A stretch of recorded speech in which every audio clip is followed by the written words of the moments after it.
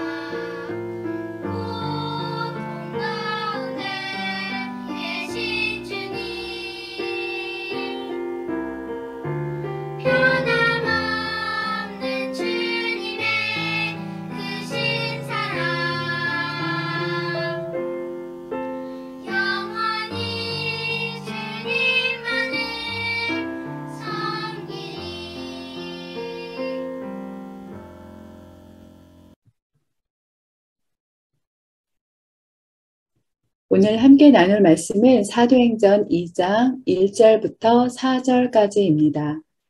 함께 말씀을 읽을 때 먼저 부모님들께서 홀수 절인 붉은색 부분을 읽어주시고 자녀들은 짝수 절인 파란색 부분을 읽어주세요.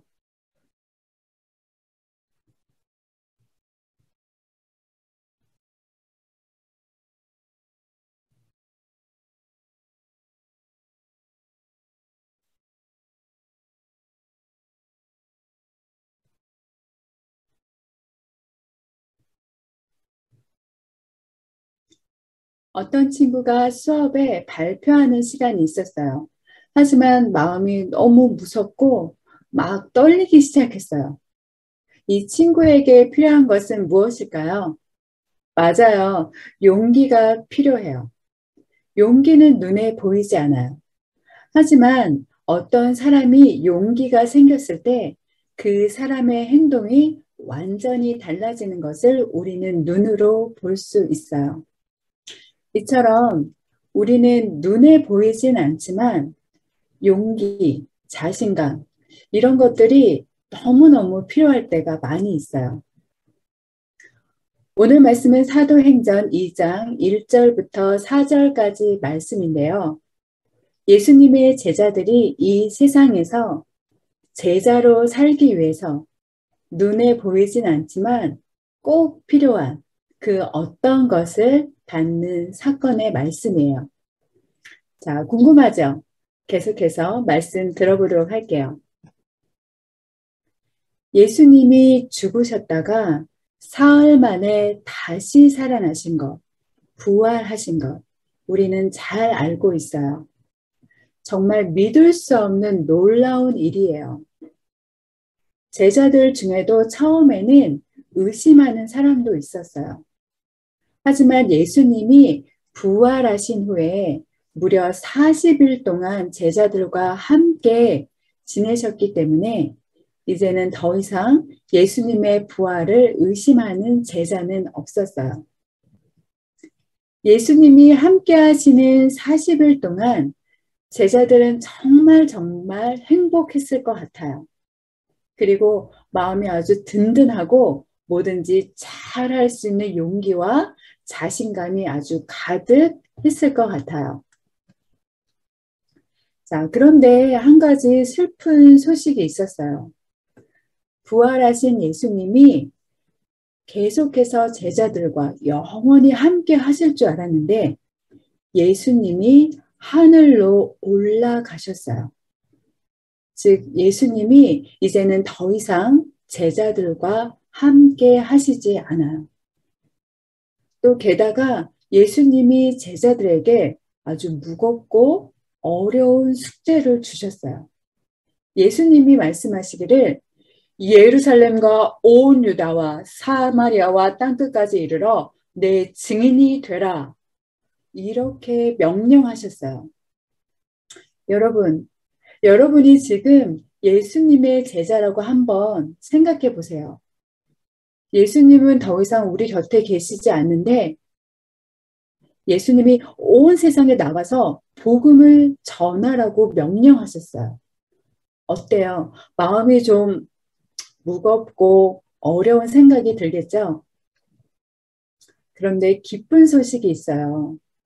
사실은 예수님이 이렇게 제자들을 떠나기 전에 그리고 이렇게 어려운 명령을 주시기 전에 예수님이 제자들에게 기쁜 소식을 알려주셨어요.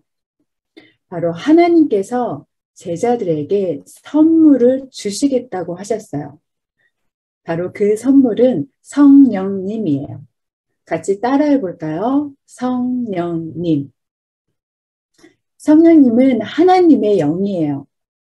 제자들이 하나님이 말씀하신 이 성령을 받으면 그들에게 큰 능력이 생긴대요. 맞아요.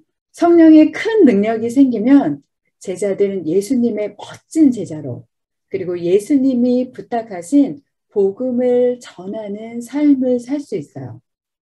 자, 그렇다면 제자들은 정말 간절히 성령님이 오시기를 바랬겠죠. 그래서 제자들은 모두 다 같이 모였어요. 그리고 다른 사람들도 같이 모였어요. 그리고 무려 120명이나 되는 사람들이 모두 함께 모여서 성령님이 그들에게 오시기 전까지 간절히 기도했어요. 그때가 바로 오순절이에요. 제자들과 사람들이 다 같이 모여서 기도할 때 비로소 그때 놀라운 일이 생기기 시작했어요. 어디선가 바람이 휘잉 큰 바람 소리 같은 것이 들리기 시작했어요. 그 다음에 활 마치 혀 모양 같은 불꽃이 기도하고 있는 사람들의 머리 위에 내려앉았어요. 그리고 기도하고 있는 사람들의 마음이 불끈 사람들의 마음이 뜨거워지고 용기가 생겼어요. 마치 예전에 예수님이 그들과 함께 있을 때처럼 마음이 든든하고 두려운 마음이 사라짐을 느꼈어요. 왜일까요? 맞아요. 예수님이 약속하신 성령님이 오셨어요. 기도하고 있던 제자들과 여러 사람들이 성령으로 충만해졌어요. 성령으로 가득 찼어요. 그들에게 지금은 예수님이 함께 하시지 않지만 예수님이 함께 하시는 것처럼 그들의 마음에 용기가 생기고 두려움이 사라졌어요. 심지어 그들이 한 번도 배우지 않은 새로운 말, 다른 나라의 말을 할 수 있는 능력도 생겼어요.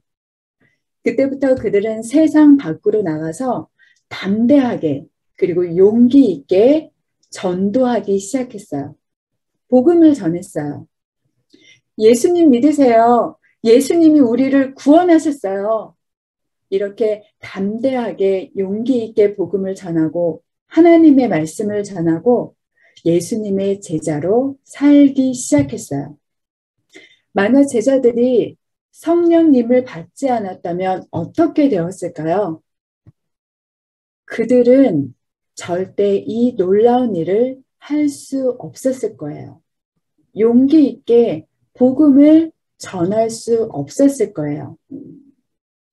제자들을 찾아오신 성령님께서 바로 이 일들을 가능하게 하셨어요. 이처럼 성령님을 마음에 모신 사람은 자기의 힘으로는 도저히 할 수 없었던 놀라운 일을 할 수 있어요. 하나님 뜻대로, 하나님의 말씀대로 살 수 있어요. 지금 예배드리는 우리 모두도 성령님을 받고 싶지요? 성령을 마음속에 모시고 싶지요? 어떻게 하냐고요? 어떤 친구는 이렇게 물어볼 수도 있어요. 전도사님, 저는요, 강한 바람 소리도 들어본 적이 없고, 그리고 제 머리에 뜨거운 불이 내려앉은 적도 없어요. 이렇게 말하는 친구들도 있을 것 같아요. 하지만 걱정 마세요. 예수님을 구주로 믿는 우리 모두에게 이미 성령님이 우리에게 오셨음을 잊지 말아요. 근데 때때로 슬프게도 우리의 크고 작은 죄 또는 나의 욕심들이 성령님의 음성을 듣지 못하도록 방해하고 있어요.